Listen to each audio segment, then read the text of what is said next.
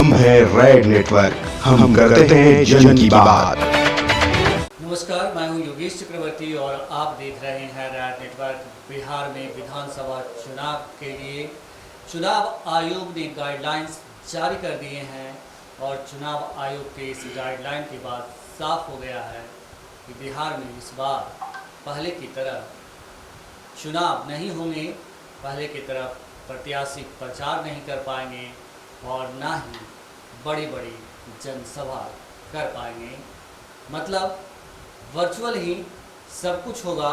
हमारे साथ बीजेपी के नेता देवानंद पासवान जी हैं जो बोधगया से अपनी दावेदारी पेश कर रहे हैं। आइए उनसे जानते हैं कि चुनाव को लेकर वो कितने तैयार हैं। देवानंद जी, रेड नेटवर्क में आपका स्वागत है। देवानंद जी, ये बताइए कि जिस तरह से चुनाव आयोग ने गाइडलाइन जारी किए हैं, तो इस गाइडलाइन के बाद आप चुनाव को लेकर कितने उत्साहित हैं?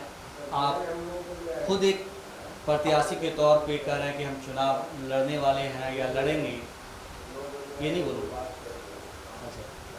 जनता के ओर से आवाज आई है। अच्छा, ठीक है, हाँ ठीक है। जनता आपके भी नाम को उछाल रही है, कह रही है देवानंद जी बोधगया से जो है उम्मीदवार होंगे। तो आप कैसे देखते हैं चुनाव आयोग के गाइडलाइंस को? माननीय चुनाव आयोग के गाइडलाइन तो स्वागत व सराहनीय है और जो चुनाव आयोग का दिशा निर्देश रहेगा, भारतीय जनता पार्टी एक अनुशासन की पार्टी है और अनुशासन पे विश्वास करती है और चुनाव आयोग का जो दिशा निर्देश रहेगा उसके गाइड के अनुसार ही भारतीय जनता पार्टी कार्य करेगी और चुनाव लड़ने का वो दृढ़ संकल्पित है और लड़ेगी। लेकिन जिस तरह से विपक्ष कह रहा है कि अभी कोरोना काल है और कोरोना काल में चुनाव नहीं होने चाहिए, तमाम दल के नेता कह रहे हैं, इवन कि सत्ताधारी दल के भी कई लोग नेता जो हैं सामने आकर बोले हैं कि ये वक्त चुनाव का नहीं है।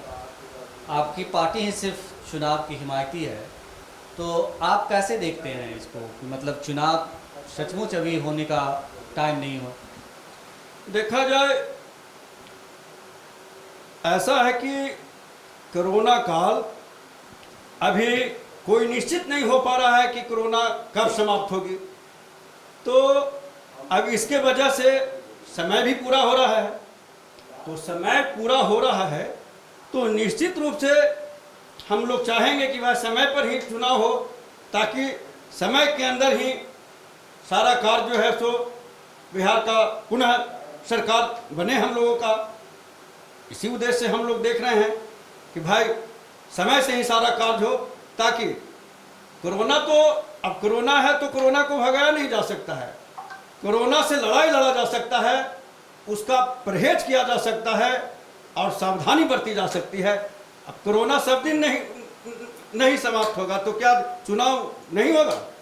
इसलिए मैं चाहता हूं कि समय पे चुनाव हो और चुनाव होनी चाहिए ताकि समय पे सरकार का जो सेशन है, सेशन समाप्त के बाद सरकार की गठन हो। आप की जो बोधगया की जनता है वो आपके नाम की चर्चा है बोधगया में कि आप खुद मतलब आइए और चुनाव लड़िए एज ए बीजेपी की प्रत्याशी के तौर पे। तो क्या लगता है कि आप चुनाव को लेकर कुछ तैयार हैं, कुछ तैयारी कर रहे हैं या किस तरह की आपकी तैयारी चल रही है चुनाव को लेकर? धन्यवाद मीडिया भाई, आपने बहुत अच्छा ही एक प्रश्न किया। वास्तव में बोधगया की जनता को हमसे कुछ काफ़ी ही उम्मीद है और बहुत दिनों से उन लोगों के साथ मैं जुड़ा हूँ।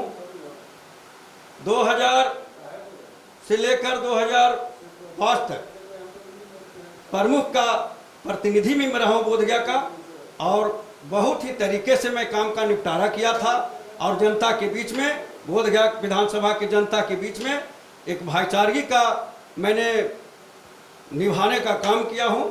और जहाँ तक मैं यह नहीं कहता कि मैं प्रत्याशी ही हूँ, लेकिन शीर्ष नेता अगर चाहेंगे, वास्तव में अगर ये तो ऊपर की बात है, क्योंकि मैं तो कैंडिडेट अपने को शो नहीं कर सकता, लेकिन उम्मीदवार मुझे बनाया जाता है तो निश्चित रूप से मैं चुनाव जीत करके ही आऊँगा, यह मुझे पूर्ण विश्वास है। क्योंकि मैं आज से नहीं, कई वर्षों से बोधगया विधानसभा के लोगों के साथ जुड़ा हूँ और वहाँ से स्नेह प्यार प्रेम मुझे मिलता रहा है और मैंने भी उन लोगों को देने का काम किया हूँ।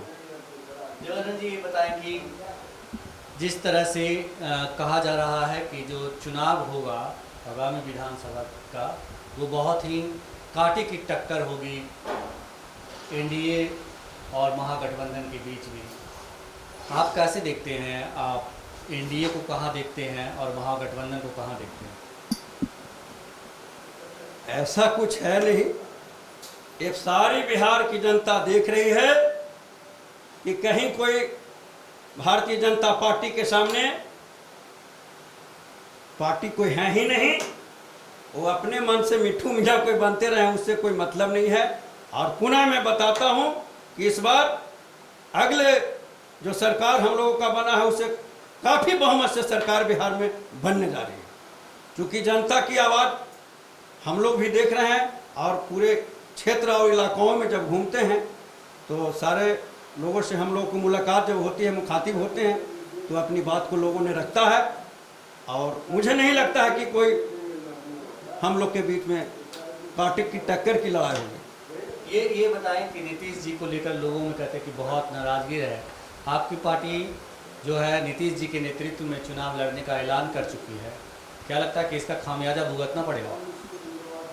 नीतीश जी के नेतृत्व में जब हमारे आला कमान चुनाव लड़ने का घोषणा कर चुके हैं तो वह निश्चित रूप से हम लोग के विजय प्राप्त होगा ही। और रहा नीतीश कुमार जी में कौन ऐसा कमियां है भाई?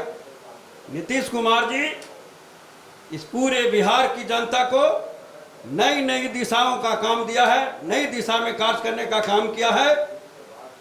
हर एक पक्की सड़क से लिंक सड़कों को जोड़ने का काम किया। नीतीश कुमार जी ने हर एक गरीब गुरबा के बीच में जो काम नहीं होना चाहिए वो काम करने का काम किया। उन्होंने बिहार में, मुझे तो ऐसा नहीं लगता शायद ही कोई मुख्यमंत्री होंगे जो राजस्व की परवाह नहीं करते हुए भी शराबबंदी करने का काम किया। जो आज कितने लोग मौत के कगार से बच करके और पुनः नया जिंदगी जीने का काम कर रहे हैं। इसलिए कहाँ उनमें कमी है भाई? जो बच्चा स्कूल नहीं जाता था उसके माता रोती थी, पिता शराब पी करके वो पैसा बर्बाद कर देता था, आज उसके घर में जाकर देखिए खुशी खुशी जिंदा है, जी रहा है। जो मरने के कगार पर दारू पीकर था वो भी आज नया युवा ऐसा लग रहा है और चल रहा है। तो शराबबंदी तो किए और कई कैसे योजना उन्होंने चलाया जो उनको कहाँ दिक्कत है। कोई बिहार की जनता सब खुश है और निश्चित रूप से पुनः पूर्ण बहुमत की सरकार बनेगी हम लोगों की। इसमें कोई कहीं दिक्कत की बात नहीं है। रैड नेटवर्क से बात करने के लिए आपका बहुत शुक्रिया। धन्यवाद। तो ये थे देवानंद पासवान, बीजेपी नेता, जिनका कहना था कि नीतीश जी के नेतृत्व में एक बार फिर एनडीए गठबंधन की सरकार बनना तय है। योगेश चक्रवर्ती, रैड नेटवर्क पटना। हम है रेड नेटवर्क, हम करते हैं जन की बात।